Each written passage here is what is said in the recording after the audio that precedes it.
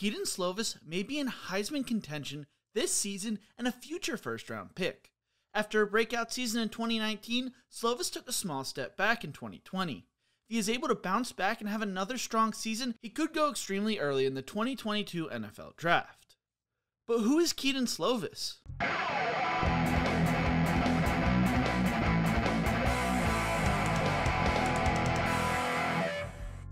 In the Who Is series, we go through the backstories of up-and-coming collegiate and pro athletes. If you enjoyed this video, make sure to leave a like, share, and subscribe to the channel. It helps the video do better in the algorithm.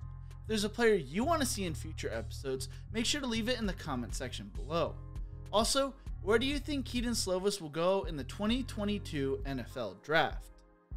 Kedon Slovis grew up in Scottsdale, Arizona, a state that in recent years has become a hotbed for Division I quarterbacks.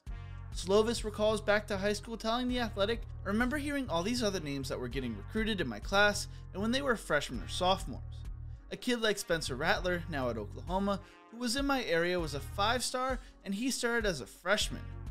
Slovis would not have the same type of starting success as Rattler, but that did not stop him from believing he was a high-level quarterback. Slovis would attend Desert Mountain High School, where he would be mentored and coached by former NFL quarterback Kurt Warner, who served as his quarterback coach. Desert Mountain was not the most successful high school program while Slovis was there, according to The Athletic, and Slovis would not take over the starting quarterback job until his junior year. During his junior year in 2017, Kedon Slovis threw for 2,987 yards, 32 touchdowns, and 5 interceptions. Slovis would be named All-State Honorable Mention as well. As a senior, Slovis threw for 2,543 yards, 18 touchdowns, and 6 interceptions. Slovis was named to the Prep Star All-Western Region Team and All-State Honorable Mention again, while also being named All-Academic Honorable Mention by Sports 360 AZ. According to 24/7 Sports Composite, Kedon Slovis was a 3-star recruit who was the 13th best player in Arizona, 26th best pro-style quarterback, and 705th best player in his class. He only received 8 Division I offers from the likes of Hawaii, NC State, Oregon State, SMU, and USC. Now, Slovis' recruiting story is a very interesting one. Nick Rolovich was the head coach at Hawaii from 2016 to 2019.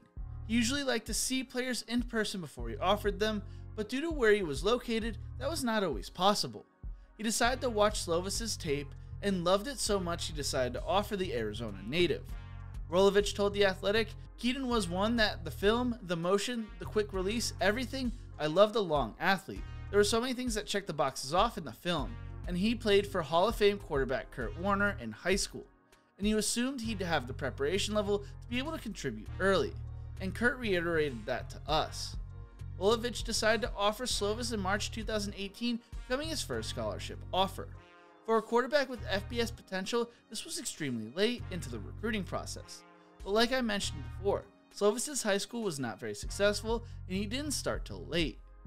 Rolovich called Slovis and told him, "Hey, we really like you and want to watch you throw, but we think you're one of the best quarterbacks on the West Coast.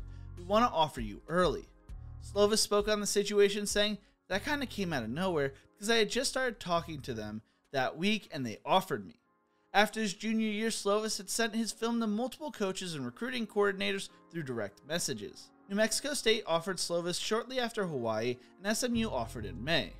Slovis secured his first Power 5 offer when NC State offered him as well. Slovis had developed a relationship with Eli Drinkowitz, who was the offensive coordinator for the Wolfpack at the time. Slovis told The Athletic, "Of all the people who recruited me, I really enjoyed talking to him, and he's a pretty funny guy, actually.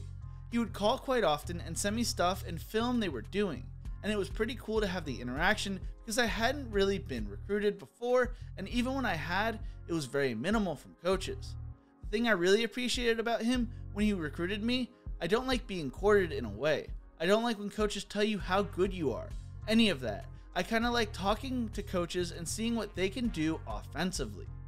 It surprised Slovis when the Wolfpack started recruiting him after the way Arizona and Arizona State treated him. Arizona never showed any interest, but Arizona State, which was 20 minutes away from where Slovis grew up, did not show him much attention until they lost a recruit to BYU. Slovis had a chip on his shoulder, and instead Arizona State landed Jaden Daniels. In May of 2018, then USC quarterback coach Brian Ellis came to visit Slovis. He asked Slovis how he would feel if USC offered him to come play for them. Would he consider committing? Slovis told him he'd seriously consider them due to the fact they would be his best opportunity. Slovis told The Athletic, "So I guess he called my dad next and told him he was going to offer me. Again, no one told me. And at lunch, he told me to give him a call, and that's when he offered me. So at lunch on the same day at school, he offered me from throwing me that morning. It was pretty crazy." Slovis was offered on a Monday and took a visit to USC and was committed by that Friday, announcing it that Saturday. Slovis spoke on the commitment saying, "I was probably the least touted USC quarterback commit in recent history." But that is not where the story ends. Things got interesting for Slovis. JT Daniels took over the starting spot in 2018, and five-star prospect for the 2020 class, Bryce Young, committed to USC. Those two seem to be the future for the Trojans. On top of that, offensive coordinator Cliff Kingsbury tried to recruit Dylan Gabriel, who was ranked one spot behind Slovis in the 24/7 Sports composite rankings for pro-style quarterbacks. Still, Slovis remained committed to the Trojans, believing in himself, but also feeling like he really did not have any other options.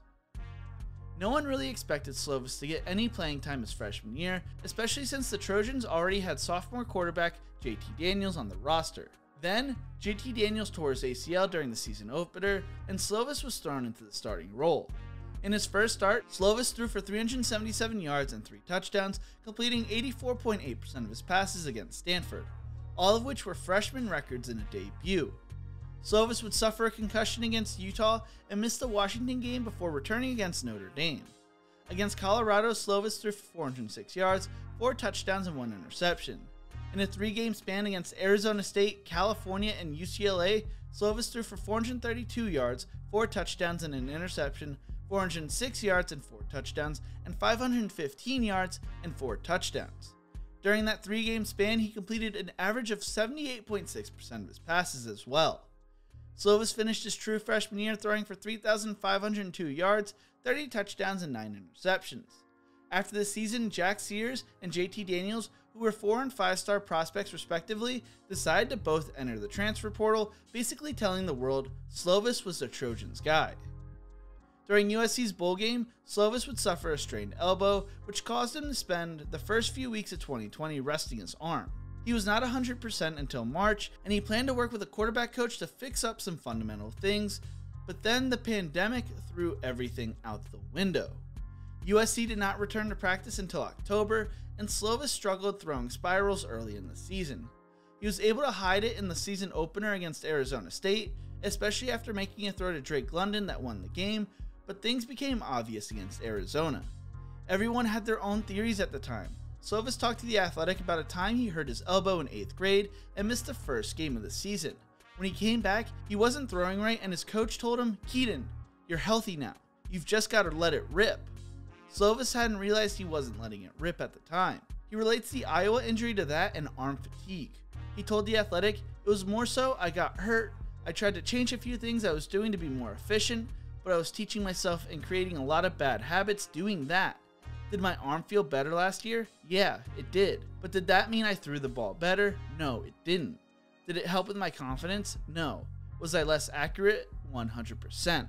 Although Slovis wasn't his best in 2020, he still stepped up when the team needed him with numerous comebacks. USC would go on and lose in the Pac-12 championship to Oregon, and Slovis finished the season throwing for 1,921 yards, 17 touchdowns, and 7 interceptions in 6 games. During USC's Pro Day, Slovis was throwing for some USC wide receivers, and he seemed to be throwing better again. Going into 2021, Kedon Slovis looks to have a strong year and could compete for the Heisman. Along with that, he could be a top quarterback in the 2022 NFL Draft as well. How do you think Slovis will do? Let me know in the comments section below. Thank you so much for watching. If you enjoyed this video, check out my other videos in the Who Is series. Don't forget to leave a like, share, and subscribe to the channel. And as always, remember to embrace the grind.